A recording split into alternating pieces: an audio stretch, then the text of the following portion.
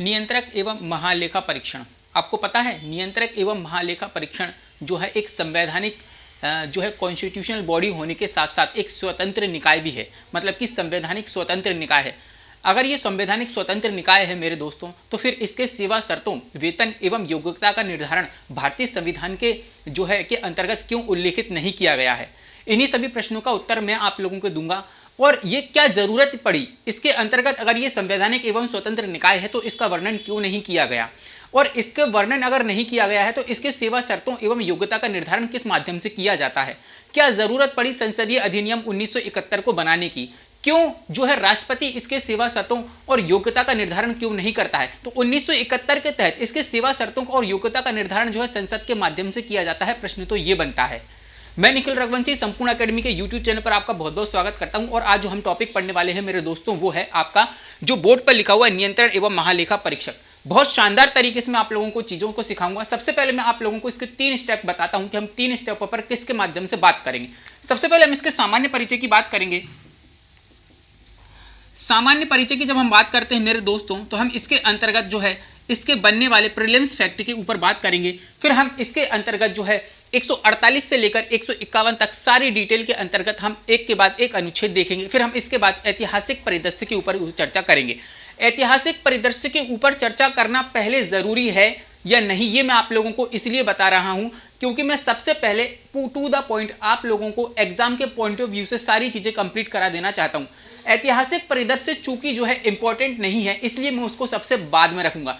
कहने को तो मुझे सबसे पहले रखना चाहिए, लेकिन मैं सबसे पहले आप लोगों को वो चीजें सिखाना चाहता हूं जो आपके एग्जाम के पॉइंट ऑफ व्यू से बहुत ही जरूरी हैं। हम तो सबसे पहले इसके जो है सामान्य परिचय के ऊपर चर्चा करेंगे और बहुत शानदार तरीके से चीजों को सीखेंगे। हम सबसे पहले ये देखते हैं कि नियंत्रक एवं महालेखा परीक्षक जो है इसका जो गठन मेरे दोस्तों किया गया था, तो इसका गठन जो है आपका 26 जनवरी 1950 को किया गया था।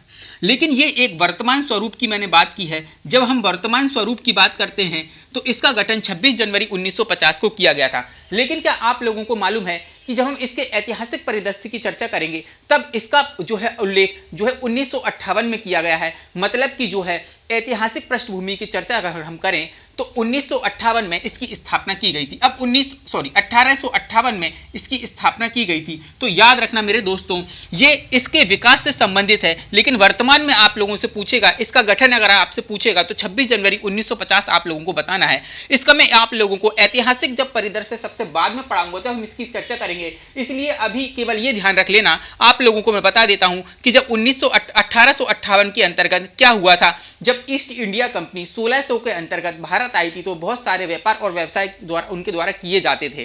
तो 1600 के बाद 1858 में क्या हुआ, पहले तो 1857 की क्रांति हुई। फिर 1858 के बाद क्या हुआ, जो है सभी प्रकार के लेखा जोखा रखने के लिए 1858 में जो है क्या किया गया, एक लेखा एवं नियंत्रक एवं महालेखा कार्यालय का गठन किया गया। तो ये ऐतिहासिक परिदृश्य से मैंने आप लोगों को बताया है। अगर आपसे वर्तमान स्वरूप की गठन की बात करेगा तो आप लोगों को 26 जनवरी 1950 बताना है। वही इसके ऐतिहासिक परिदृश्य के बारे में जब पूछेगा कि सबसे पहले भारत में अगर हम बात करें तो नियंत्रक एवं महालेखा कार्यालय का गठन कब किया गया था, तो 1858 है मेरे दोस्तों। जबकि स्वतंत्र जब भारत में 1947 के बाद जो है इसका गठन किया गया था तो 26 जनवरी 1950 को किया गया था। अभी आपको बिल्कुल भी टेंशन लेने की जरूरत नहीं है। जब मैं बहुत शानदार तरीके से सबसे बाद में आपको ऐतिहासिक पृष्ठभूमि बताऊंगा तब इसको बहुत आसानी से आप चीजों को समझ सकते हो, है ना।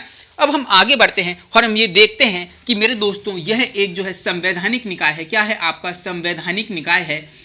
संवैधानिक निकाय है। जितने भी आयोग मैंने इससे पहले आप लोगों को पढ़ाए हैं वह सारे के सारे कॉन्स्टिट्यूशनल बॉडी है। इसमें अलग और नया क्या है मेरे दोस्तों, इसमें ये नया है कि ये संवैधानिक जो है आपका निकाय होने के साथ साथ क्या है, स्वतंत्र, आप लोगों का स्वतंत्र निकाय भी है। जो क्या है आपका स्वतंत्र निकाय भी है, संवैधानिक एवं स्वतंत्र निकाय है मेरे दोस्तों। तो याद रखना, अगर इसकी संरचना की अगर हम बात करते हैं तो ये क्या है आपका, इसकी संरचना की अगर अपन बात करते हैं मेरे दोस्तों तो ये एक सदस्यीय है, मतलब कि एक सदस्यीय है, वन मैन आर्मी है मेरे दोस्तों। इसकी संरचना की जब हम बात करते हैं तो एक सदस्यीय ही है इसकी संरचना है। वहीं अगर अपन बात करते हैं मेरे दोस्तों आगे जब हम बढ़ते हैं तो हमें ये देखना है कि इसके जो वर्तमान अध्यक्ष कौन है, और जब जो है अगर अपन बात करते हैं इसके पहले अध्यक्ष कौन थे, सॉरी इसके जो पहले अगर अपन बात करें जो पहले नियंत्रक एवं लेखा परीक्षक थे वे कौन थे, वर्तमान में कौन है और 1858 के दौरान कौन थे, ये सारी के सारे आपके प्रीलिम्स फैक्ट के अंतर्गत क्वेश्चन बनेंगे। तो मैं आप लोगों को बता देना चाहता हूं 1858 में स्वतंत्रता के पहले मेरे दोस्तों जब ईस्ट इंडिया कंपनी ने और जो है क्राउन की सत्ता ने मेरे दोस्तों जब जो है नियंत्रक एवं महालेखा परीक्षक कार्यालय का गठन किया था, जब इसके सबसे पहले जो आप लोगों के ऑडिटर थे नियंत्रक एवं महालेखा परीक्षक थे वो आपके एडवर्ड ड्रमर थे। याद रखना जब 1858 की बात मैं करूंगा तो सबसे पहले कौन थे, एडवर्ड ड्रमर थे। ये क्वेश्चन आपके एग्जाम के अंतर्गत आ सकता है। बहुत शानदार तरीके से आप लोगों को चीजें पढ़ा रहा हूं। लेकिन जब हम बात करते हैं 26 जनवरी 1950 के संदर्भ में जब आपसे पूछेगा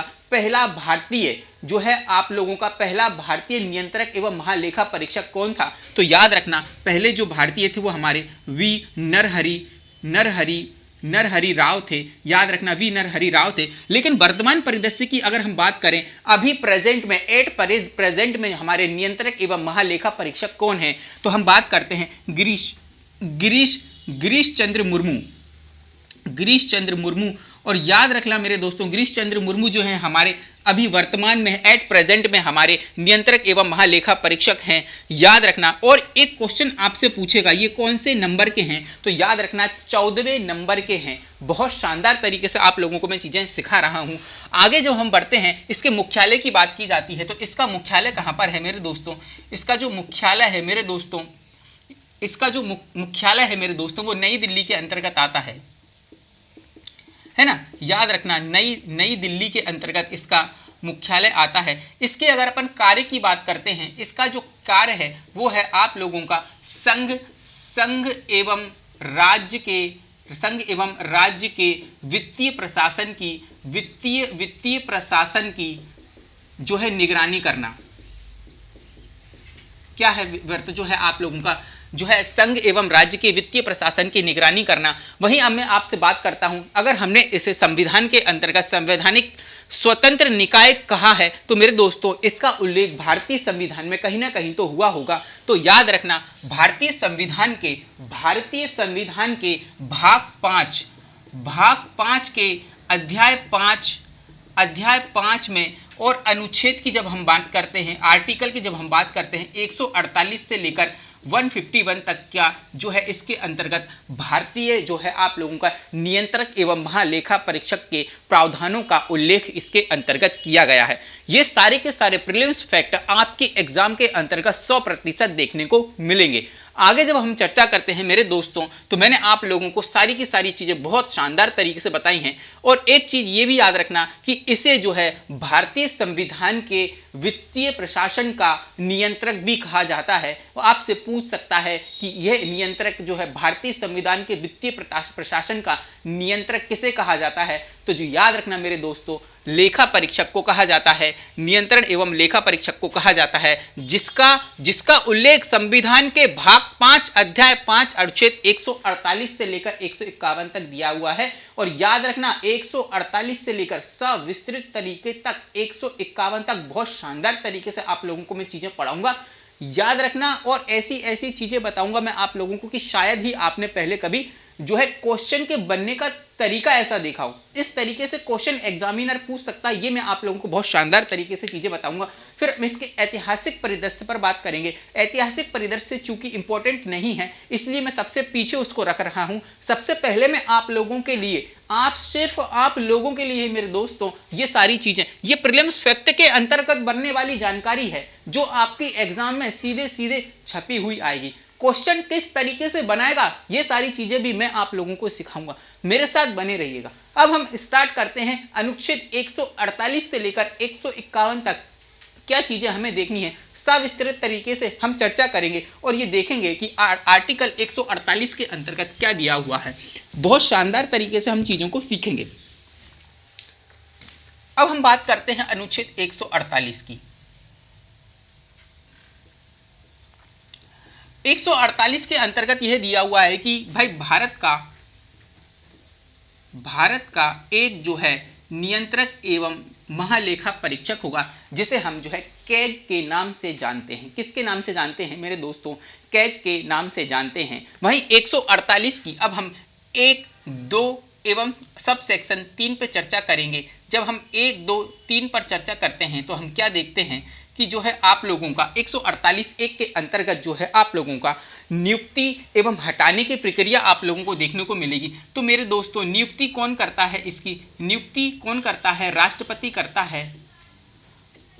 याद रखना, आपसे पूछेगा कि जो है इसकी नियुक्ति किसके माध्यम से की जाती है, तो राष्ट्रपति के माध्यम से की जाती है। और इसको हटाने की प्रक्रिया जो है, हटाने की प्रक्रिया क्या है? हटाने की प्रक्रिया की जब हम बात करते हैं तो इसे हटाने की प्रक्रिया वही है जिस तरीके से सुप्रीम कोर्ट के न्यायाधीश को हटाने की है। तो याद रखना जो है आप लोगों का 148(1) के अंतर्गत क्या दिया हुआ है? नियुक्ति एवं हटाने की प्रक्रिया की चर्चा की गई है। वहीं अगर अपन बात करें इसके अंतर्गत जो है 148(2) के अंतर्गत जब हम देखते हैं तो इसके शपथ का प्रावधान दिया हुआ है। इसको शपथ कौन दिलाता है? राष्ट्रपति दिलाता है। इसको शपथ कौन दिलाता है? राष्ट्रपति दिलाता है। याद रखना कौन से प्रावधान के अंतर्गत जो है आपकी अनुसूची 3 के अंतर्गत उल्लेखित प्रावधानों के आधार पर इसको शपथ कौन दिलाता है? राष्ट्रपति दिलाता है। इसके वेतन एवं शर्तों के जो है इसकी वेतन एवं सेवा शर्तों का उल्लेख जो है 148(3) के अंतर्गत दिया है। सेवा शर्तें। अब मेरे दोस्तों याद रखना, अब आपको बहुत शानदार तरीके से मैं चीजें सिखाने वाला हूं। क्वेश्चन एग्जामिनर कहां से घुमा फिरा के पूछेगा ये आप लोगों को याद होना चाहिए। इसके पहले मैंने आप लोगों को जितने भी जो है आप लोगों को आयोग पढ़ा है उसके अंतर्गत ये बताया है कि जितने भी वेतन एवं सेवा शर्तों का निर्धारण जो है भारत के राष्ट्रपति के माध्यम से किया जाता है और राज्य स्तर पर राज्यपाल के माध्यम से किया जाता है। लेकिन सीखने वाली मेरे दोस्तों बात तो केवल यही है यहाँ पर कि अगर जो है केग के बारे में हम चर्चा करें तो वेतन एवं शर्तों का निर्धारण जो है संसद के माध्यम से किया जाएगा। अब आपको ऑप्शन में क्या देगा? राष्ट्रपति देगा। अगर आप जो है सविस्तार तरीके से इसके सब सेक्शन 1, 2, 3 पर चर्चा नहीं की है तो याद रखना मेरे दोस्तों आपका क्वेश्चन कभी भी सही नहीं होगा, क्योंकि हर संदर्भ में जो है सेवा शर्तों का निर्धारण अभी तक कौन करता है? राष्ट्रपति जो है संसद के विधि द्वारा स्थापित प्रक्रिया के आधार पर। लेकिन यहां पर सेवा शर्तों का जो है निर्धारण कौन कर रहा है? संसद कर रही है। अब चूंकि जो है अगर आपने बहुत शानदार तरीके से चीजों को नहीं सीखा है तो आपका क्वेश्चन तो गलत हो ही जाएगा। लेकिन हम एक भी क्वेश्चन छोड़ के नहीं आ सकते। हम क्या कर सकते हैं? एक भी क्वेश्चन छोड़कर नहीं आ सकते। तो सेवा शर्तों का निर्धारण कौन करता है? संसद करता है। अब जब संसद करता है तो संसद किस माध्यम से करेगा? ये चीजें आप लोगों को पता होना चाहिए। तो भाई साहब संसद ने क्या किया? संसद ने जो है संसदीय अधिनियम 1971 बनाया। क्या बनाया? संसदीय अधिनियम 1971। संसदीय अधिनियम 1971 बनाया। अब आपसे क्वेश्चन किस तरीके से पूछेगा? भाई साहब संसद करती है तो कौन से अधिनियम के माध्यम से करती है? दिमाग में बिठा लो, फिट कर लो, जमा लो। शानदार तरीके से चीजें बता रहा हूं। अब देखो संसदीय अधिनियम 1971 तो आ गया। अब इसकी धारा 3 क्या कहती है और इसकी धारा 4 क्या कहती है?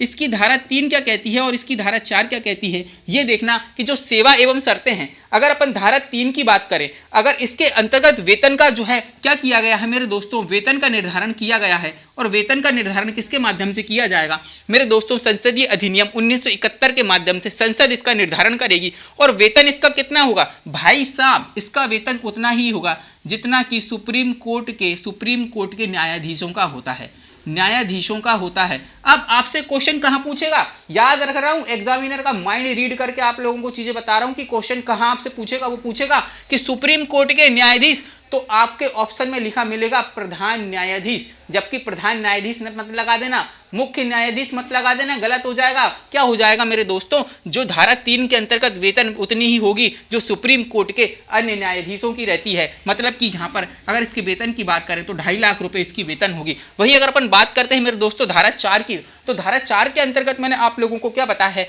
इसकी पद अवधि की बात की है। अब देखो सेवा शर्तें, योग्यता, सारी चीजें बता दूंगा मेरे दोस्तों। अब इसके अंतर्गत जब हम धारा 4 की बात करते हैं तो धारा 4 ये कहती है कि इसकी पद अवधि की बात की गई है। पदावधि की बात की गई है तो इसके अगर अपन कार्यकाल की बात करें मेरे दोस्तों तो 6 वर्ष और जो है 65 वर्ष जो भी पहले हो जाएगा उसके तहत ये रिटायरमेंट ले लेगा। तो यहाँ पर मेरे दोस्तों हमने 148 के अंतर्गत 1, 2, 3 सबसेक्शन की बात की है। फिर हमने जो है संसदीय अधिनियम 1971 देखा है। अब क्वेश्चन कैसे बनाएगा आप लोगों को बता दिया है मैंने। और यहाँ पर हम बात करते हैं धारा 3 और 4 की, तो वेतन एवं पदअवधि की हमने यहाँ पर बात की है, जिसका निर्धारण किसके माध्यम से किया जाएगा, संसद के माध्यम से किया जाएगा।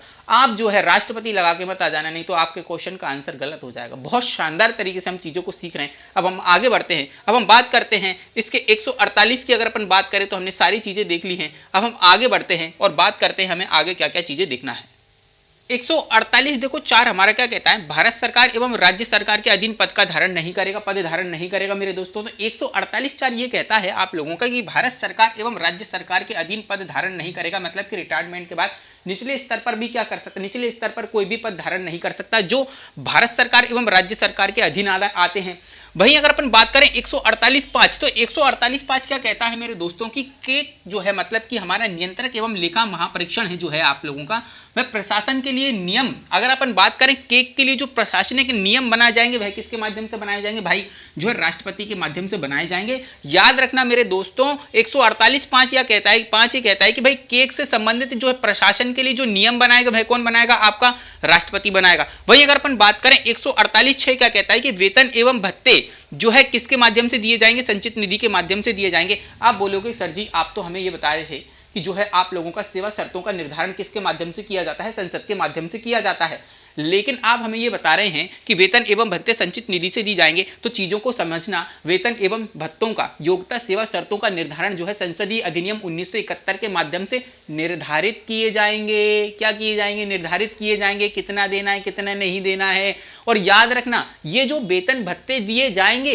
वह राज्य की जो है आप लोगों की भारत की संचित निधि के माध्यम से दिए जाएंगे। तो जितने वेतन भत्ते खर्चे जो भी भारित व्यय होता है वह किसके माध्यम से दिया जाता है, भारत की संचित निधि के माध्यम से दिया जाता है। याद रखना, दिमाग में बिठा लो। आगे चलते हैं 149। अभी हमारा 148 यहाँ पर खत्म हो चुका है मेरे दोस्तों।